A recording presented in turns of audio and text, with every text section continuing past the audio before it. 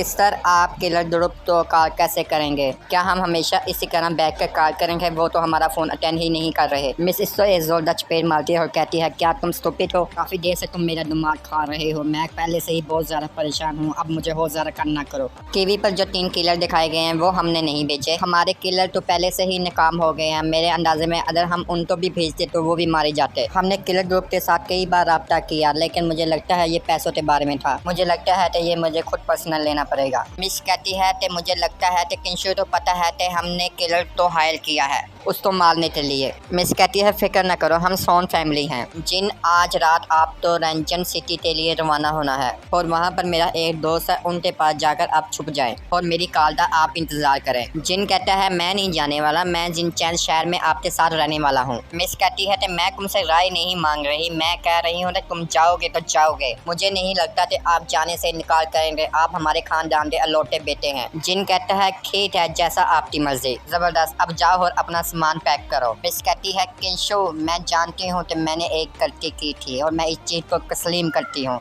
मैं अपनी हरकतों से कभी बाज नहीं आ सकती। मुझे बस ये देखना तुम हमारे घर कब पहुँचते हो और हमें कब मारते हो। मिस कहती है कि हमने भी कोई कच्ची अंगुलियाँ नहीं खेली। मुझे पता है कि तुम पावरफुल हो, लेकिन मैं कभी भी हार नहीं मानूंगी और मैं नहीं तुमसे डरने वाली। मैं तुम्हारा सामना करूंगी।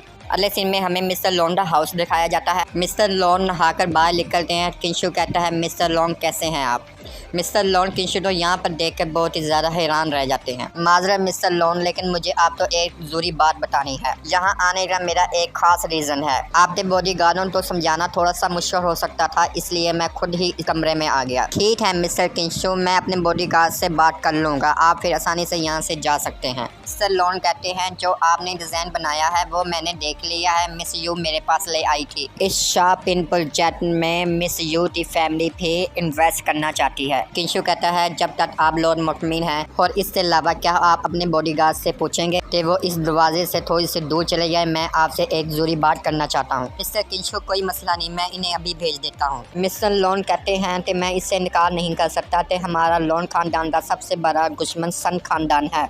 अगर ये सन फैमिली ना होती तो जिनचैन सिटी में हमारा रियल एस्टेट का बिजनेस नंबर 1 पर होता और हमने बहुत ही ज़्यादा तरक्की की होती। किंशु कहता है, इसलिए मैंने शॉपिंग प्रोजेक्ट तो इस्तेमाल करने का फैसला किया है। पहले इनसे सारा पैसा छीन लिया जाए, फिर मैं इनके खानदान को क्लीन करूँगा। क्लीन माने ख़त्म करूँगा। मिस्टर लॉन किंशु की बात सुनते बहुत ही ज़्यादा हैरान हो जाते हैं। मिस्टर लॉन कहते हैं, मैं समझ गया आपने कहने का मतलब किया है, लेकिन इस फैमिली को इस तरह बर्बाद करना बहुत ही ज़्यादा मुश्किल है। किंशु कहते हैं, उनको बर्बाद करने के लिए हम 2 ही नहीं होंगे, इसमें बहुत से खानदान शामिल होंगे। मिसाल के तौर पर मिस्टर चैन, मिस यू का खानदान और मेरे दोस्त मिस्टर मीट भी शामिल होंगे। मिस्टर लॉन ये सुनकर बहुत ही ज्यादा हैरान हो जाते हैं कि म्याओ फैमिली भी इसमें शामिल होने जा रही है। किंशु कहते हैं, हाँ, मैंने उसको भी यहाँ पर बुला लिया है, आप तो उसको अच्छी तरह जानते हैं। मिस्टर लॉन कहते हैं, नहीं, मैं कुछ खास नहीं जानता। जब मैं कॉलेज में पढ़ता था तो मैंने उसके बारे में सुना था। वो बंदा बिजनेस में बहुत ही ज्यादा जीनियस है। उसने 18 साल की उम्र में मियाओं के पूरे फैमिली को संभाल लिया। अगर वो जिनचैन सिटी में आ सकता है तो चीजें बहुत सी बेहतर होंगी। किंशु कहता है, वो आदमी बिजनेस जीनियस है। किंशु कहता है, इसीलिए कहते हैं लोग कि कोई भी आदमी की पहचान उसके शक्ल से नहीं होती। किंशु कहता है, सन फैमिली के बारे में सारी मालूमात हासिल करें और बाकी के तमाम लोगों तो आपके होटल में कर्व करने वाला हूँ, वो वहीं बैठकर हम मीटिंग करेंगे। ठीक है मिस्टर किंशु। किंशु कहता है, ये वो शराब है जिसका मैंने आपसे वादा किया था। अगर आप तो ये पसंद है तो आप मिस जिया के साथ रब्ता कर सकते हैं। आप तो इस कारोबार में शामिल होने के लिए वो तरीका बताएगी। किंशु कहता है, खैर है, अब फिर मैं चलता हूँ। मिस ज्यादा किंशु तो फोन आता है। किंशु कहता है, मैं बहुत हैरान हूँ कि मिस्टर लॉन ने आपके साथ इतनी जल्दी रब्ता कर लिया। मुझे तो वहाँ से निकले हुए अभी 20 मिनट भी नहीं हुए। वैसे भी आप इस कारोबार को संभालने का ध्यान रखती हैं।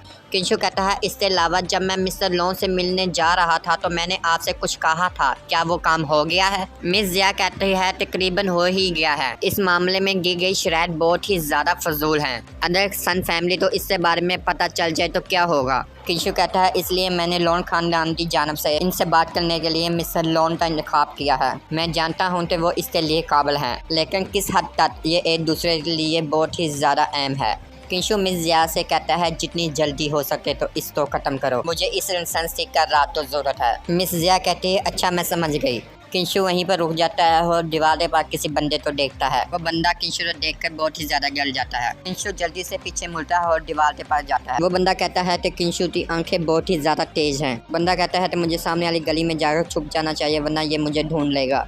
किंशु कहता है हेलो भाई, किधर जाने की कोशिश कर रहे हो? किंशु कहता है हेलो भेड़िए, क्या हमें कुछ बात करनी चाहिए? वो बंदा अपने कपड़े उतार देता है और अपने असली हुलिये में आ जाता है। ये बंदा किंशु तो कहता है आप उससे कहीं बेहतर है जैसे मैंने सोचा था, और आपने अकेले ही 3 किलर का सफाया किया, इसके बावजूद उनके हाथ में हथियार थे, और मुझे लगता है आपके साथ काम करना एक अच्छा निखाब है। लेकिन मेरी एक गंदी आदत है, मुझे उम्मीद है कि ये आपको परेशान नहीं करेगा। जब तक मैं उस चीज़ को आजमा नहीं लेता मैं कभी भी उस चीज़ को तस्लीम नहीं करता।